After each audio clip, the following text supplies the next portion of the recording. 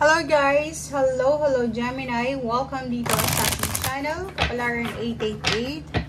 Welcome Gemini. Alamin natin kung anong messages, vibration, gabay energy para ito sa lahat ng Gemini friends natin na nanonood. I hope na makuha mo ang energy. Ito yung next 3 months message for sa lahat ng Gemini. Kumuha tayo dito ng 3 cards guys. Okay. Gemini. Wow. Gemini, meron ditong blank page. So, sinasabi ng baraha sa'yo dito na magnetic mirror kasi to diba? So, parang kung ano yung pinoproject mo, yun yung lalabas. Diba? Or kung ano yung pinapakita mo sa mga tao, yun din yung ipapakita nila sa'yo. So, this next 3 months, April, May, June, kinakailangan mo daw, Gemini, na maging totoo sa sarili mo. Be true to yourself, be true to your intention, and dun sa mga tao sa paligid mo din. Okay? Kasi, yun din yung makukuha mo Kung ano yung isi-send mo sa kanila, ibabalik yun sa'yo. Okay? And next is, may Gemini dito na posibleng unexpected pregnancy, or pwedeng may Gemini na makakakuha ng balita, information tungkol sa kakilala niya na may buntis or may nanganak na. Okay?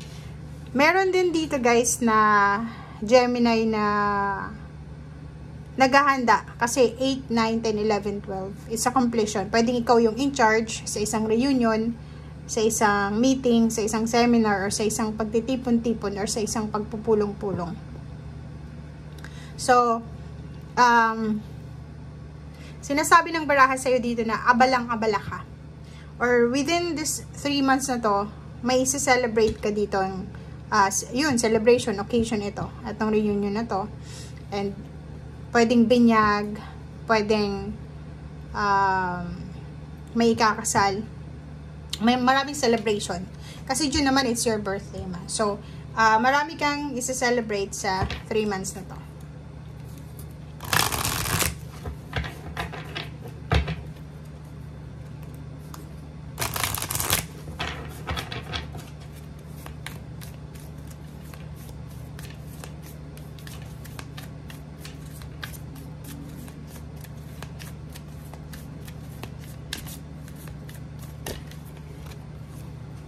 Okay, courage.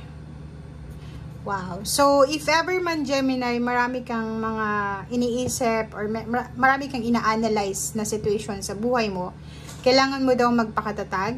Hanapin mo yung inner strength mo para harapin kung ano man na kinakatakutan mo and have confidence. Okay? So, yun.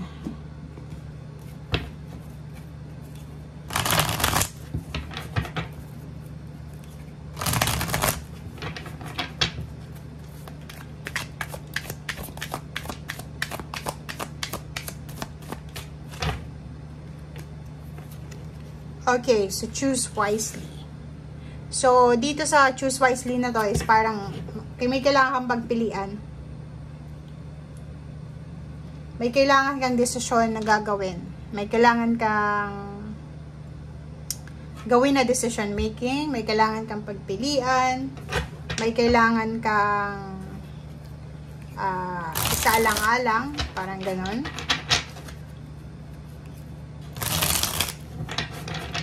Parang selection. Kailangan mo ng decision making dito. Kailangan mo ng masusing pag-iisip. Choices. Diba? So, it's either may choice ka dito na current or past. It's either relationship, or it's either mindset, work, business, or kano pa man to, na posibleng nandun ka sa crossroad. May kailangan kang pagpilian dito Kailangan mong piliin kung ano yung nababagay sa'yo. Kailangan piliin kung ano yung nararapat para sa'yo. So yun, if ever man ma-involve ka sa mga pag-aaway, if ever man ma-involve ka sa mga competition or argumento, yung magkakaiba-iba ng mga mindset, magkakaiba ng opinion sa buhay, Ganun naman talaga. Hindi yan may iwasan. Choose wisely. Okay? Choose your battles wisely. So, if ever April, May, June, sa 3 months na yan, may mga taong iti-trigger yung emotion mo. Kung maaari, piliin mo yung peace. Okay? Oh, ang dami-dami. It's either work siya, work, career, or pera. Yun yung parang mga choices mo dito na sinasabi ng baraha. So, kailangan mong mamili. Kailangan mong pagpili ang mabuti. Kailangan mong ayusin ang choices and decision making mo. Focus ka din. Kailangan mo mag-focus para sa pagsisave ng pera. Yun yung sinasabi ng baraha. Kailangan mo daw mag-save ng pera. Kailangan mo din na ayusin yung spending and yung pumapasok na pera. Kailangan mo din na maging matalino sa paggagastos. Double confirmation, choose wisely, judgment, decision making. Travel. Meron ditong pagta-travel, may magbabago, may mga salary increase, promotion, may magbabakasyon dito. So, it's either, May or June or April. So, depende kung kung kailan to. Pero mayroong iba sa inyo dyan na magta-travel kayo. Okay, King of Swords. Ang galing. So, ang King of Swords na ito, kailangan mo ng focus. Mag-focus ka sa balanse. Kasi parang nakikita natin dito, yun na nga, medyo maraming choices, maraming decision making ang kailangan mong gawin. So, kailangan mong mag-focus sa balanse. Balansehin mo yung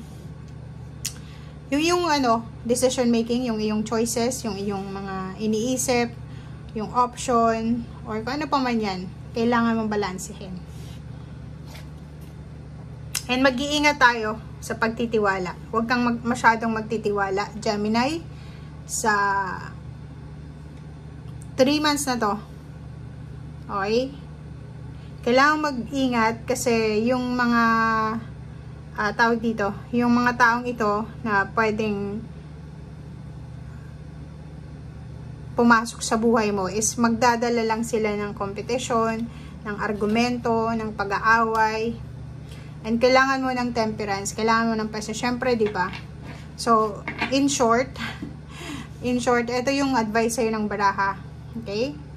In short, ang sinasabi ng baraha sa'yo is mag-iingat ka dahil maraming mga mahirap pakisamahan na tao ang makakasama mo sa 3 months na to.